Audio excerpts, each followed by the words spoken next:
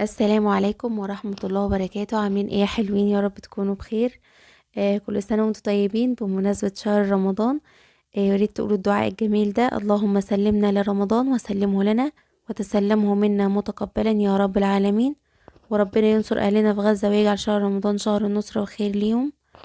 اللهم امين. ما تنسوهمش بصالح الدعاء في الايام الجميلة اللي احنا فيها دي. يلا بقى نبدأ الفيديو بتاعنا ونشوف مشتريات شهر رمضان وكمان تعليق الزينة. انا الفيديو اللي هو اللي كان البداية ده كده ده تعليق الزينة او جزء من تعليق الزينة. هنبدأ بقى، عايزة اشارك معاكم المشتريات.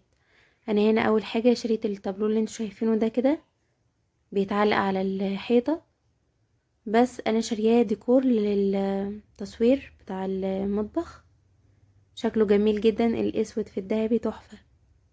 وشريط كمان اللي انتوا شايفينها دي.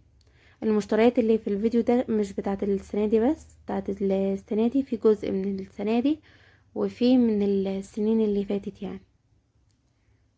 شريط التعليقة دي كمان شكلها جميل جدا، ممكن تتعلق على الحيطة او باب، شكلها تحفة.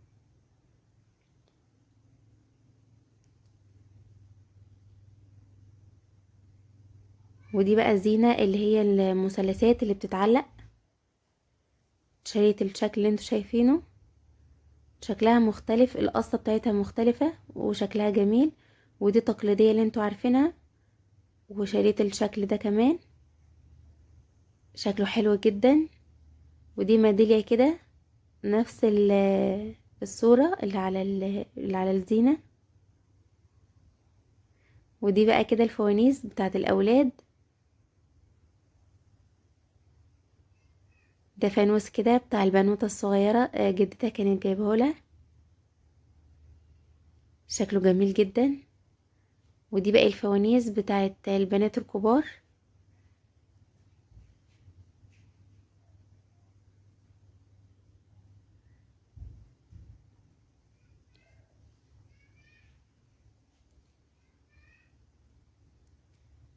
ده كده الجزء بتاع الفوانيس. دي بقى شكلها مبهج جدا، واحلى حاجة انا شريتها في الزينة السنة دي كلمة رمضان كريم اللي هي بتعمل اضاءة دي، شكلها تحفة. ومع العلبة بتاعتها كمان بتقدري ان انتي تتحكمي في الاضاءة. وحبل النور ده برضو هحاول اطفلكم النور كده علشان الشكل يكون باين اكتر. شايفين شكلها جميل جدا. على الحيطة كمان بتكون النور متوزع حواليها كده على حسب الشكل، بيكون شكلها مبهج جدا. هي في منها اشكال كتير، مش الشكل اللي هو ده بس، في فوانيس، في نجوم، في شكل جامع. وده كمان الحبل ده كمان، دول عندي بقى لهم سنة، السنة اللي فاتت. وده بقى الفانوس الكبير، في لمبة كده من جوه بتدي الالوان دي، شكله برضو مبهج جدا وبيحسسنا كده برمضان. كده الفيديو بتاعنا يكون انتهى، واشوفكم في فيديو جديد بإذن الله، والسلام عليكم ورحمة الله وبركاته.